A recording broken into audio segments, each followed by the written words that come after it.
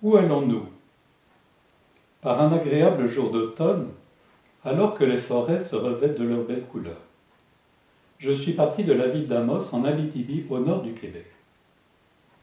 Maintenant, je suis en route vers le lac Castagnier, qui est situé à une distance de 32 km à vol d'oiseau de mon point de départ. Bien sûr, le chemin est nettement plus long, 40 km certainement. À partir d'un certain moment, l'asphalte disparaît et je roule interminablement sur un chemin de gravier, laissant derrière moi un long panache de poussière.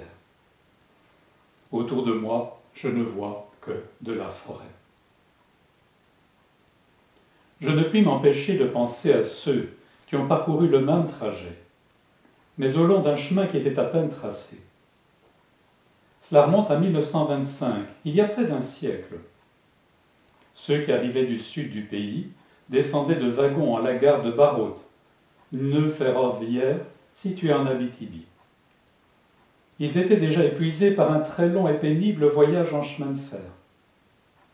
Après avoir passé une nuit d'un sommeil incertain, ils partaient courageusement pour leur destination. Les conditions devenaient de plus en plus difficiles au long des 40 kilomètres restants à franchir. Le chemin à peine tracé était souvent boueux, fatiguait les chevaux et faisait s'enfoncer les charrettes, pour finir par un sentier qu'il fallait franchir à pied pour arriver enfin au lac Castagnier. Pourquoi des gens ont-ils affronté tant de fatigues et de difficultés pour aller auprès d'un lac pratiquement inhabité? Tout cela était l'œuvre d'un seul homme, le père Josaphat Jean, un Québécois né à Rimouski.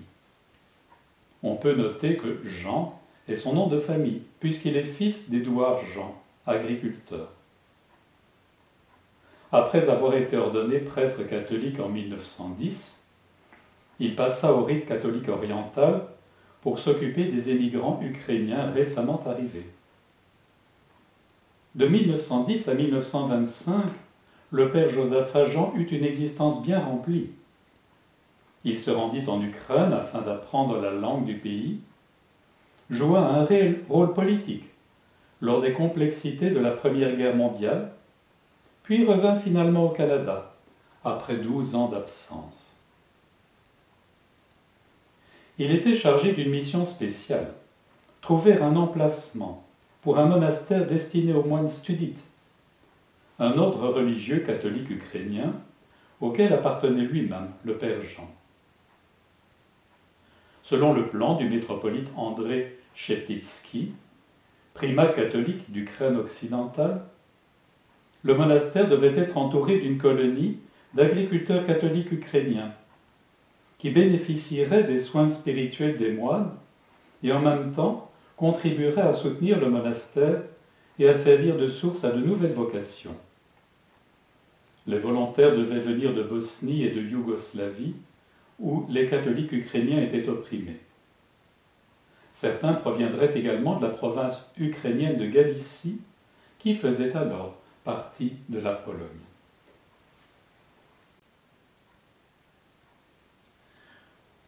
Comme lieu possible pour la colonie, le père Jean a d'abord envisagé la région de Peace River, au nord de l'Alberta. Mais en raison de l'éloignement et de l'isolement de la région, il a refusé une offre de terrain. Il a plutôt tourné son regard vers l'Abitibi, une région vantée par le gouvernement du Québec de l'époque comme ayant un énorme potentiel agricole.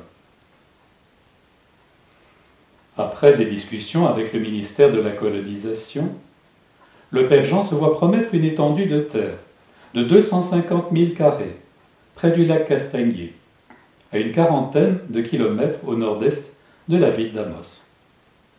50 familles catholiques sélectionnées seraient autorisées à s'y installer immédiatement.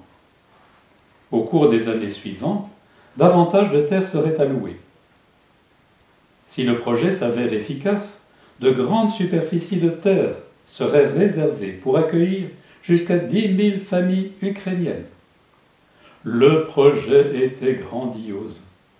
Il y avait vraiment de quoi susciter l'enthousiasme du père Jean Josaphat. En juillet 1925, le père Jean s'installa sur le site de l'établissement futur, au bord du lac Castagnier. Une belle étendue d'eau claire du nord, large de 3000 et parsemée d'îles. Il nomma le site Cheptitski en l'honneur du primat catholique André Cheptitski, qui était la source de son inspiration. Avec l'aide d'ouvriers locaux, il construisit une cabane et traça une piste, à l'aide de bœufs, au travers de la forêt boréale. Au début de 1926, 3 frères studites, appartenant à un ordre religieux catholique du même nom, arrivèrent de Galicie pour rejoindre leur abbé, le père Jean, accompagné d'un jeune novice local. Nous voyons ici une photo du père Jean, en soutane et portant une longue barbe, devant le bâtiment du couvent, et une deuxième vue qui montre l'arrière de cette construction.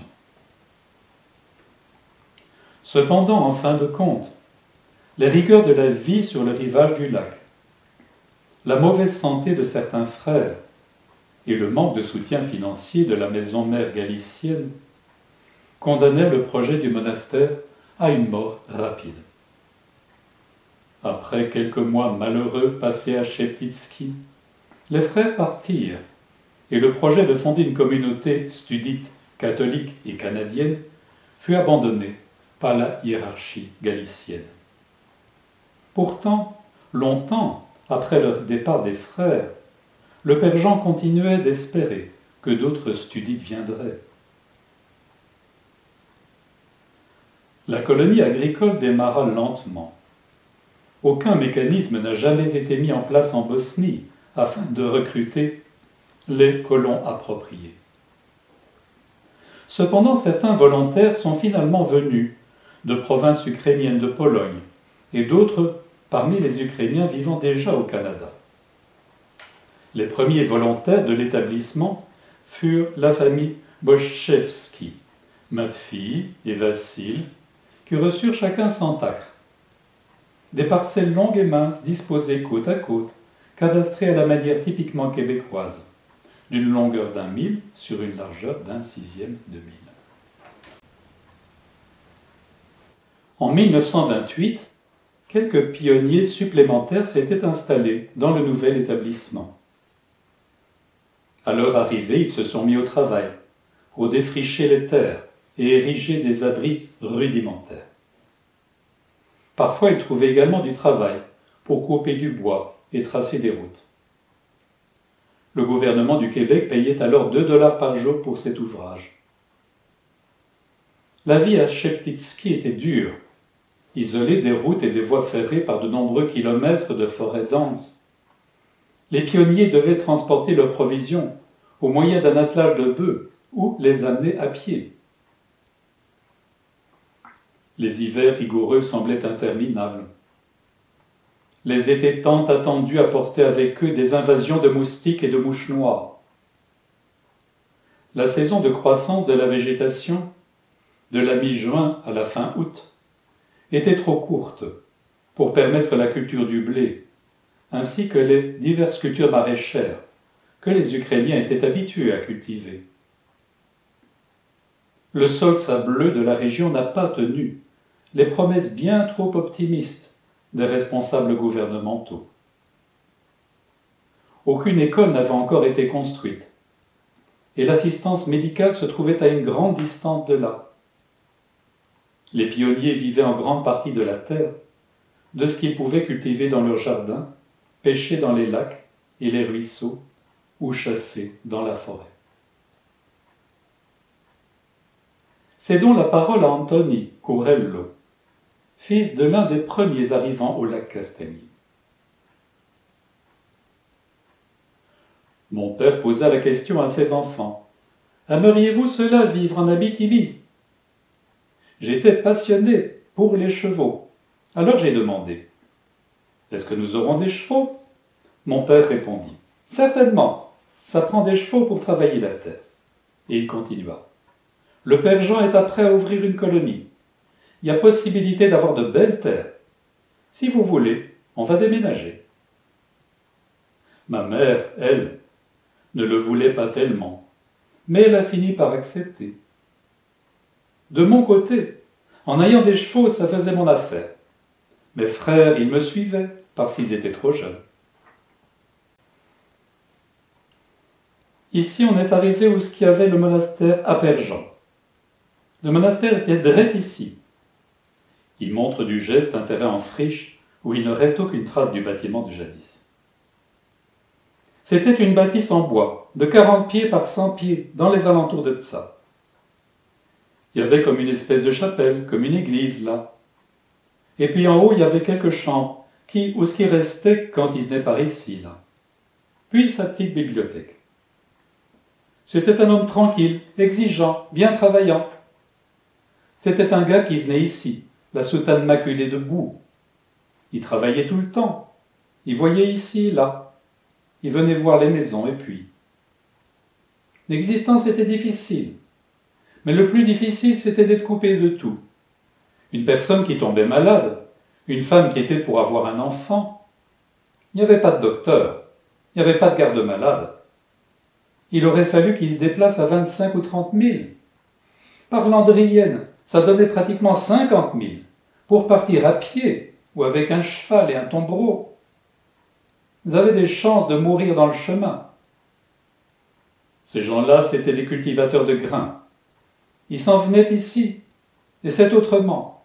Ils ne cultivent pas le grain ici, c'est le bois. Ils n'étaient pas des bûcherons. En s'en venant ici, le gouvernement les avait délaissés. Ils n'avaient absolument rien, et quand on le dit rien, c'était rien. Marcel Le Sic fut le maire de la ville d'Amos.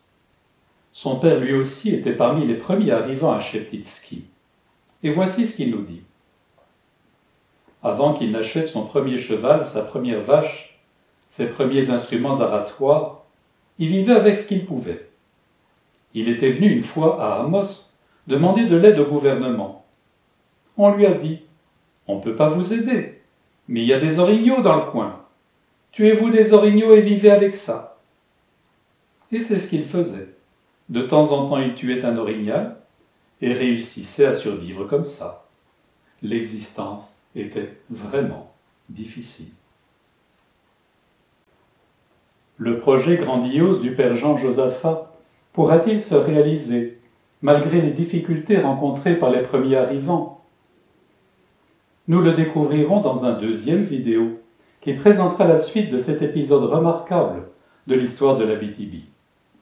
Je vous remercie de votre attention et vous donne rendez-vous pour la poursuite de notre voyage dans le temps.